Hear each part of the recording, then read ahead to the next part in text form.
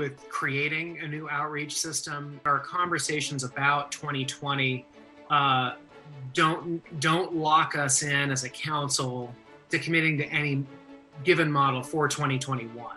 That's Seattle City Council member Andrew Lewis, chair of the council's Committee on Homelessness. He's talking about a new approach to unauthorized encampments in Seattle, one of many major budget issues starting to heat up here this fall. So everybody, breathe in, breathe out. Get calm if you can, because it's about to get wild here on Seattle News, Views, and Brews, your favorite coffee break political podcast. I'm Brian Callanan. I'm also a host on Seattle Channel here. The views expressed here are my own. And in this corner, in the gold lame trunks, the undisputed heavyweight champion of the world, it's Kevin Schofield from Seattle City Council Insight. Hello, Kevin. Hey, I thought the gold lame trunks would be a good look for this morning. I love it. I love it. And the hat too. We're making this happen here, and almost a full apocalypse beard coming in for both of us at this point. A big thanks to City Grind Espresso for being our background noise sponsor for the audio podcast.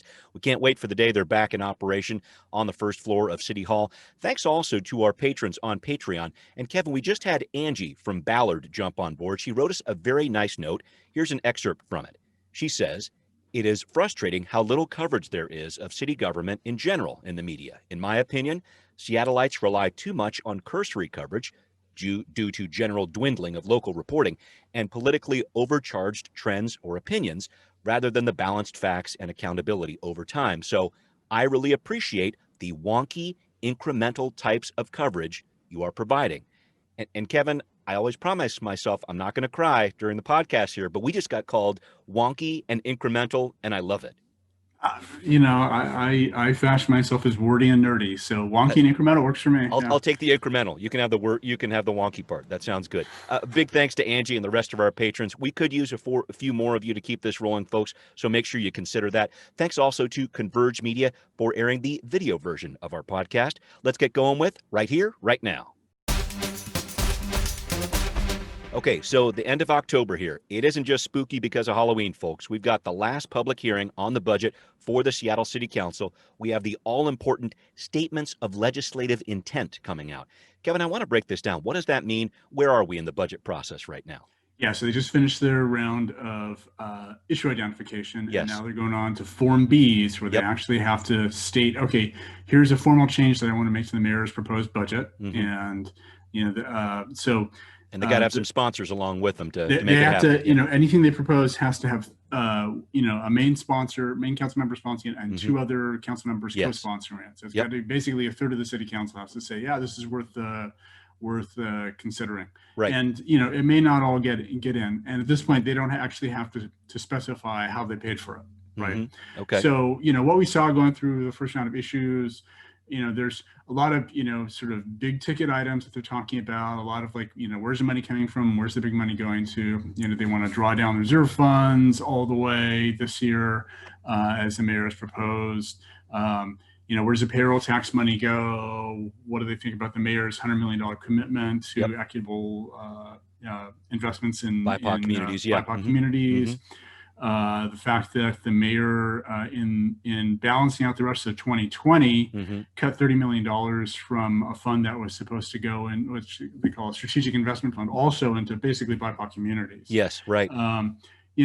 Some other big ticket items, some other things that what if, assuming in a couple weeks the Seattle Transportation Benefit District gets passes, reapproved. Yeah. None of that money is actually allocated in the budget yet, so they'll have to figure out how they want to go spend that money. Yeah, right. Some bigger issues like, again, we know, looking at the police and looking at, other kind of community investments around 911 and crisis response. Which of those do they want to do in-house? Should be city provided, which should be community private? So they get into things like the Health One program. Yes. And let me dive into this with you, Kevin, because I think we're talking about the homeless outreach piece here. And I know we heard from Councilmember Andrew Lewis off the top of the show talking about this new approach to unauthorized encampment outreach. Let's shift the conversation that way, please. Yeah. So, Councilmember Lewis and the mayor and a couple of the council members have kind of reached a first step proposal for what might replace a navigation team, which was really kind of one of the big sort of tenets of figuring out kind of homelessness response going forward. They've also agreed on on some other things like more investments in shelters and affordable Yes. housing. There's a big push among the city council to really expand tiny home villages. Right. But I've heard around that this, too. this proposal for our replacement for the navigation team, Mhm. it would be a team that's really focused on coordinating city services and Yes. supporting third-party outreach Right. providers. And that's a big piece of this. Just to jump in here, Kevin, because I remember Reach, which is one of these outreach groups, Yep. was part of the NAV team as recently as last year, but they left the team because they didn't think they had enough of an involvement, and they really didn't like the way police were handling these situations when it came to cleaning up these different camps. Yeah. So, for Reach, it was really a question of having having police out there with them undermining the trust that they were trying to build Yep. with individual, people who are homeless. And I think the city council has really adopted that notion as well, that that outreach itself should be done by third parties and not be done by the city, because Yeah. it could be seen as less trustworthy. Yeah. Right. So, Yeah, so heavy-handed, that's part sure. of this new model that Lewis is pushing. Right. Mhm.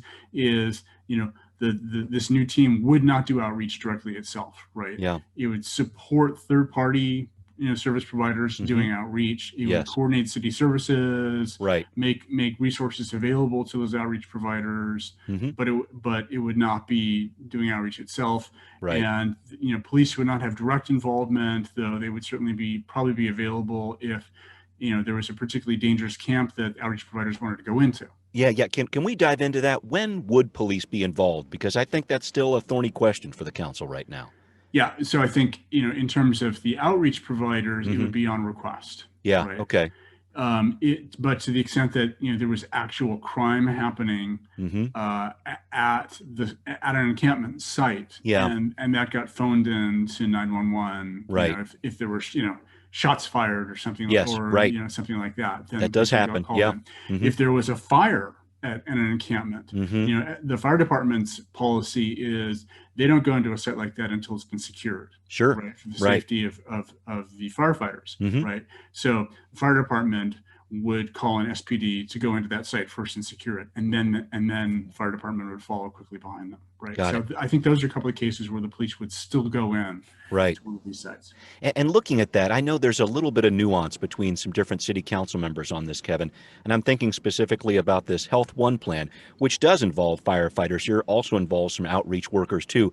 I've seen Councilmember Lewis, I think, align himself a little bit more with that, but some other council members out there, I know Councilmember Morales really doing some work here in the homeless venue too, I guess, this part of the budget. She's talking more about really relying on these third-party providers. And I think that's an interesting back and forth we're going to have to keep an eye on here. Yeah, it is definitely a big ideological debate about what services should be supplied by the city versus which ones should be supplied just by third-party providers. And as they look at, basically, asking the police to do less, right?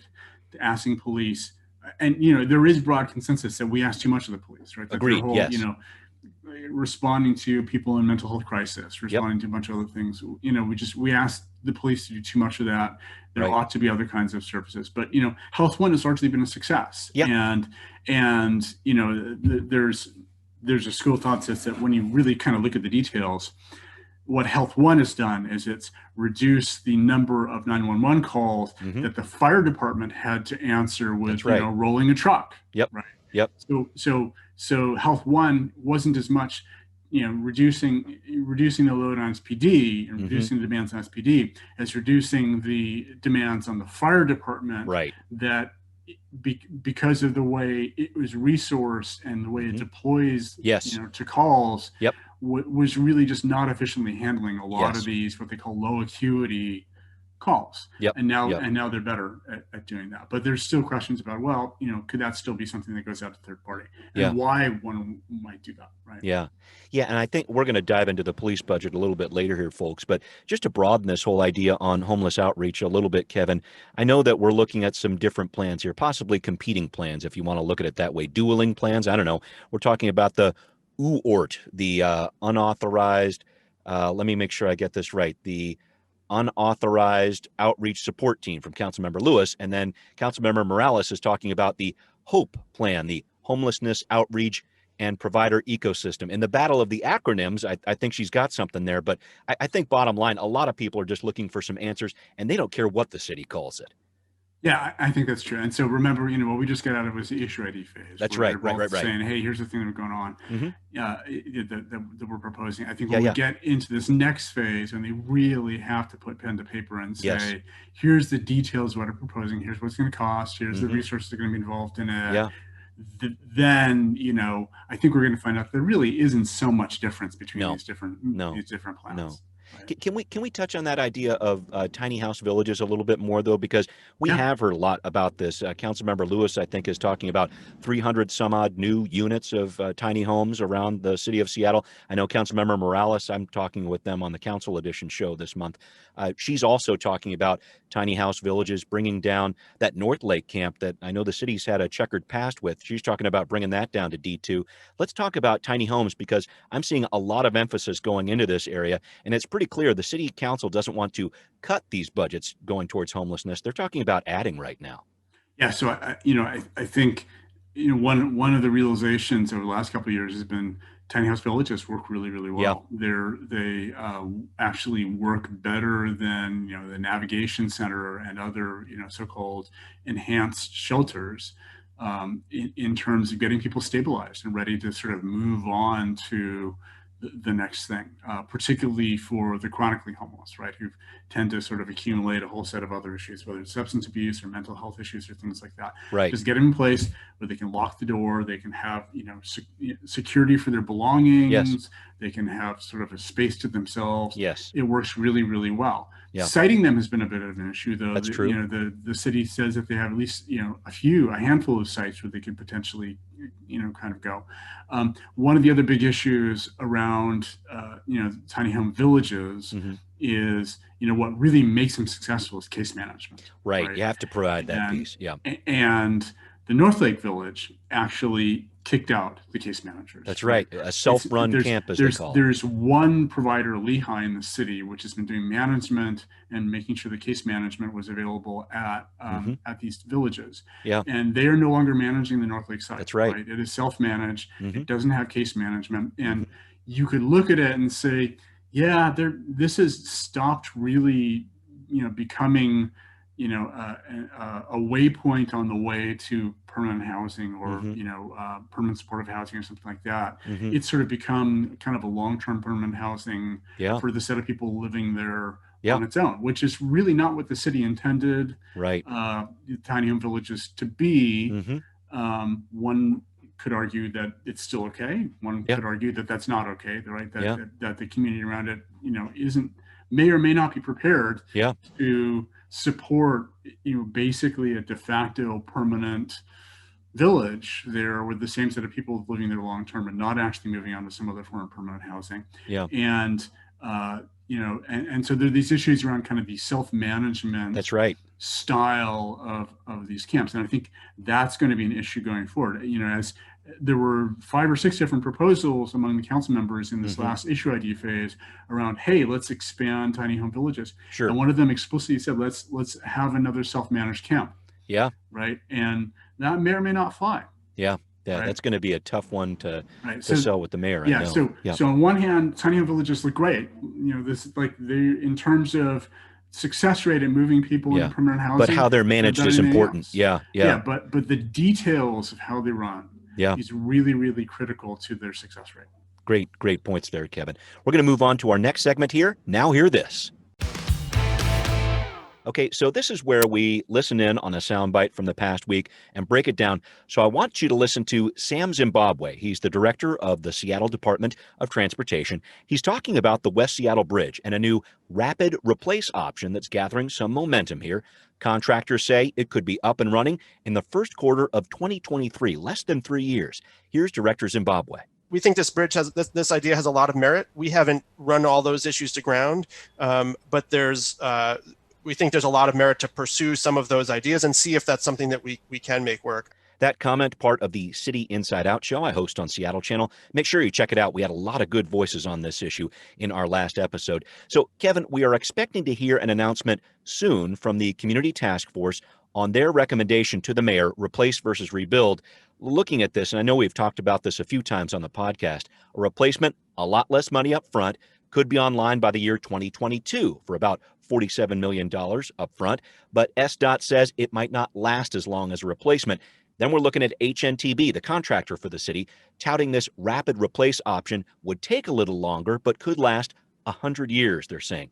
Kevin, what do you make of this rapid replace concept? Has come in a little bit late in the game. I think people are asking some questions about it. Yeah, a lot of it is really sort of speeding things up through parallelism, right? Yes. Where right, you build it and you demolish while they're demolishing the existing bridge, and really they're just talking about the couple of spans right in the middle. That's right. They would be prefabricating, the replacement section elsewhere. That superstructure. And then they barge it in, and then making this work relies on what they call heavy lift equipment, basically enormous cranes. Yes. Be able to lift this enormous bridge structure with trusses and all up into place and hold it there while they sort of fasten it in. Yeah. And this is something that the firm that they hired to do this did for the Lake Champlain Bridge. That's where right. They needed a replacement. So there is a precedent. It has been done. For doing this thing. They did it in 18 months on Lake Champlain. Right. Yeah. But last week there was also this cost-benefit analysis, cost-benefit analysis that came out, and then a couple of days after that they presented it to the Community Task Force, West Saddle Bridge Community Task Force, and it was clear listening to that even both reading the report and listening to the presentation that the SDOT staff really want to do the replacement option. Yeah, sure sounds like it. And they were pretty heavily throwing shade on the repair option. Right. And there were a lot of things. Different reasons. I went through the cost benefit analysis in detail, and there's a lot of stuff they did in that really sort of put their thumb on the scale of replacement and to make repair look more attractive. Yeah. Than excuse me. Yeah. Make the rebuild look more attractive. Sorry. Well, it wasn't as much they were trying to make the rebuild look more attractive as they were really trying to make repair look unattractive. Right. Like I looked at that too, Kevin, and I saw the in that cost benefit analysis, SDOT saying, well, it could be that this repair only lasts for 15 years. Then we're going to have to do this again. And who wants to have to pay for that replacement that quickly? But then at the same time, I know the group they've been working on to review all this and actually present the cost benefit analysis said, well, there's actually a decent chance it could last 40 years. And there's only a 5% chance that it would not. And so I don't know. I saw a little bit of a mixed message there. And the other thing they did was they basically, excluded inflation from the whole thing. Right. They did, which is a big thing because the repair option has a very low upfront cost. So $20 is low, about $47 million. Yeah. Right. And then the replace, it eventually has to get replaced in 40 years. Of course. Maybe a little bit sooner. But that's, money deflated for 40 years into the future. Right. So, $1,000 today is, I did the calculations, $289 of $20 for $1,000 in 2062. Right? Save your money now, folks. So, whereas replacing it now, costs a lot more today to do. It really is a much more expensive option in that sense. And they basically discounted all of that, except they pushed way to the end. It's like, well, we did a sensitivity analysis, and and it definitely makes the repair option look much better when you include inflation in the numbers. Right. Just to wrap up on this, so the mayor is going to make the final call on this. That's not going to happen until sometime close to the end of the year, is the best we're hearing right now. After the community task force makes its recommendation, looks at this possible rebuild option. And I think she has to weigh a lot of different things. The things I heard out of that task force meeting, they want something fast. They want to make sure that that's happening because 100,000 people used to use that bridge every day. So it's a big deal for everybody on the peninsula. And it really impacts neighborhoods like Georgetown, like South Park, too. They're concerned about this. So there needs to be some speed. There needs to be some certainty. And I wonder about that piece with federal dollars, because I know that's a little bit of the equation here. But I'm trying to figure out your thoughts on this, Kevin. What is going to truly drive the mayor's decision here, do you think?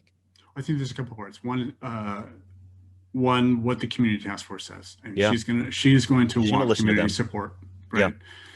She's gotten hammered enough for, Not for listening. the Yeah. appearance of not having community support and a lot of things that she's going to Yes. want community support for that. Of course. Funding is a big issue, right? Yeah. And funding for anything is complicated with the economic situation right now. Of course.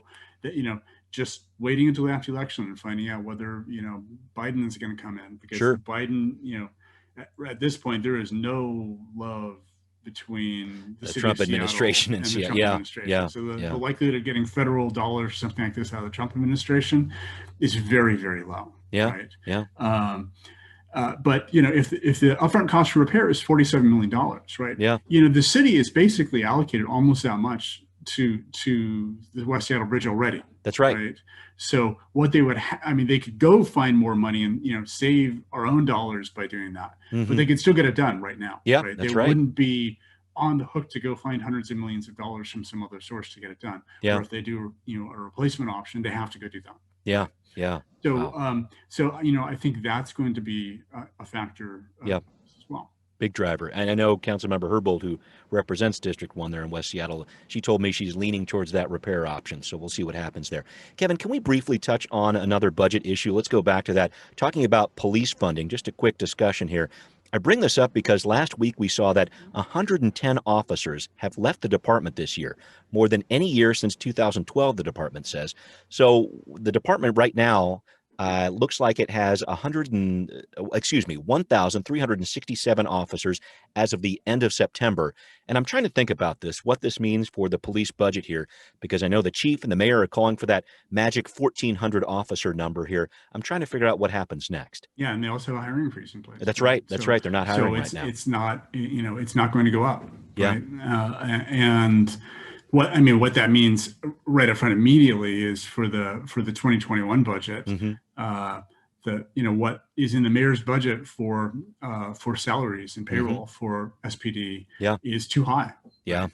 So, even as we speak, the city council staff are going off and recalculating all those numbers to figure out, well, okay, with this new baseline of the number of police officers, how much do they really need? And they're going to save, possibly tens of millions of dollars out of it. So they can go spend on other things by doing that. Yeah, right? A little bit more attrition than they thought here, though. That's the big. It's a lot. They thought originally the original adopted budget for 2020 last fall said that there's going to be about 92 officer attrition this year. Right. So they're already, as of the end of September, above that, and we're not at the end of the year. We're not at the end of the year, and a lot of that was really September. It was, they weren't too far. Actually, at the beginning of the year, attrition was almost zero. Right. When COVID hit, attrition just went to zero. So they were fully staffed. That's right. In March and April, and then the summer protests happened, and George Floyd happened, and a major pushback on SPD, and we know what happened through the rest of the summer and early fall and that. And then September, there was just a massive attrition out of the department. Right. It was really 1 month. All right. Well, let's get rolling on to our next segment here. What's next? All rise. We're going to have the Honorable Kevin Schofield update a few court cases for us here. Black Lives Matter, ACLU lawsuits facing the city regarding the use of crowd control weapons by police. Kevin, what's going on right now? Some issues over the video, I know. Yeah, so they're heading up to a hearing, an evidentiary hearing on this allegation that the city is in contempt of the preliminary injunction that the judge issued that limits their use of crowd control weapons, right? Based upon some events that happened late August and through September. And so the hearing is going to be on November 18th, and they decided there aren't going to be live witnesses testifying. It's all the judge is kind of jammed because the district court is opening up again at the end of October and early November, and so they're starting to schedule some criminal trials that have been hanging out for months and months and months and really need to get scheduled. So the judge's like, I need to get this done. I need to get this done fast. Right. So the parties all agreed they're not going to do live testimony. They don't need 5 days to get this done. They're going to get this done basically with a whole bunch of written testimony submitted to the court, a bunch of video testimony, and then 1 day of oral arguments. Right. So they're going the quick route on this. But the videos turned out to be really controversial. Yes. How much of it can be seen? Yeah. Yeah, so the plaintiffs have submitted a bunch of video from, witnesses Mhm. and protesters, video that was posted up on Twitter and things like that. And the city is now responding to that, and they're going to be responding to that with a bunch of police body cam video, and maybe even going back to some of those Twitter videos and things like that, and just showing more of it rather than like this clip of, somebody, getting hit. Maybe showing like the 30 seconds happened before that and say what led up to that. Sure. Which Right. provides important context, right? Mhm. And so, the police department can draw on body cam video and in-dash video and all this. And the plaintiffs have said, well, we obviously want that video too, so that we can sort of see that. And we want to do the same thing. We want to see like what happened before that, what happened after. So what the plaintiffs have said is, for every video where you are, submitting to the court a snippet, we want the whole video. Yeah. Right. And that would be a lot of video. Yeah. And the police have said, well, we actually have to review and screen all that video because there could be confidential information from it, right? That body cam video, on the chest of a police officer could have shown a computer terminal in their squad car. Sure. That's got confidential information about a suspect that they pull up on Absolutely. screen. Yeah. And we have to be able to redact all that out. So we can't just like hand you all the video. So Right. we could do 30 seconds before and 30 seconds after. Right. And the plaintiffs came back and said, well, how about 15 minutes before or after, or 5 minutes before and after? And the judge eventually, late last week said 60 seconds before and after. Yeah. Yeah. Right. Wow. And the police department also, there's one big high profile incident that happened at SPOG headquarters. You may have remembered. Yes. Right. That happened. Mhm. And SPOG headquarters has surveillance video of their own. Yeah. Right around Labor Stationary Day. cameras in the video, right? And so the judge said, for any SPOG headquarters surveillance video, 5 minutes before and after. I see. Okay. Right? So they got that worked out now. And so now everybody knows kind of the rules for that. And the plaintiffs also said, oh, and by the way, any other video that you review from body cams that you choose not to submit, we want all that too. And the judge said, no. And part of that is that this is not the trial for this case, right? Yeah. This is an evidentiary hearing. Right. They're trying to figure out the specific charge of contempt against them, right? So they don't get to do a whole discovery process on this, right? It's much, much more limited. Yeah. This is good stuff. Kevin, thank you for keeping us updated on all the legal ins and outs of what's going on there. We always try to finish our show, folks, with a treat for your coffee break. And Kevin, I'm back on the pumpkin snickerdoodles here. My daughter makes them and I eat them. This time we've got the chocolate glazing here. I don't know if you can see this. This thing is crumbling in my very eyes. Yeah. I was just going to ask you, well, you have a treat too. What do you got? Yeah, cooking, I went to Mighty O Donuts. Love the Mighty O. Apple fritter. That's the good stuff. Cold, apple fritter. Right. Cold or hot, those work just fine. I wanted to ask you here. I see my daughter like chopping up Hershey bars to make this happen. How do you make a good glaze here? There's a little bit of art to it, I think. Yeah. Chocolate is very delicate, and the devil's food, I tell you. But boy, is it worth it! That's right. And I'm a huge dark chocolate fan. Yes, so we are too in our family. Everybody's got their own basic recipe for chocolate ganache, and it's mostly pretty simple. It's it's dark chocolate. You choose sort of the percentage of cacao you want in it, and then cream, and maybe throw in a little bit of butter to get the kind of the nice little shine on it at the end. But you have to get it. The thing that makes chocolate so cool. Here we go. Is that it is solid at room temperature. Yeah. And it's liquid at body temperature. Right? So it quite literally melts in your mouth, right? The difference between room temperature and the temperature in your mouth is enough to make it melt. Yeah, right? that's melt in your mouth. Yeah.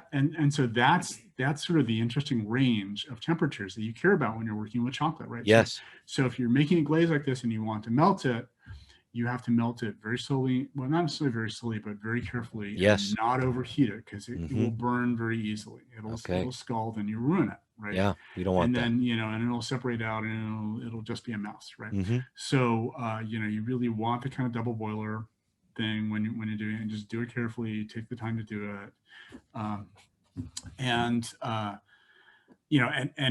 One of the tricks for doing that, I learned from a cooking class that works really well. This is the good stuff. Okay. Is you don't actually directly sort of heat the chocolate. You're going to be mixing it with cream, right? So you heat the cream. Okay. then take the cream off. Oh, okay. And then, if you've shredded all your chocolate and all that, you dump it all in, give it like a quick mix so it's all covered by the hot cream. Okay. Let it sit for 2 minutes, Mm-hmm. and then just stir it. Wow. And that will melt the chocolate, and then you can stir it really quickly, right? And you have no worries about overheating the chocolate because you're not directly heating the chocolate at all. That's how it gets done. The Yeah. man talks about ganache with panache. Kevin Schofield, thank you as always. I had to go there. I had to go there. Yeah. I thank you so much, Kevin, for joining me once again.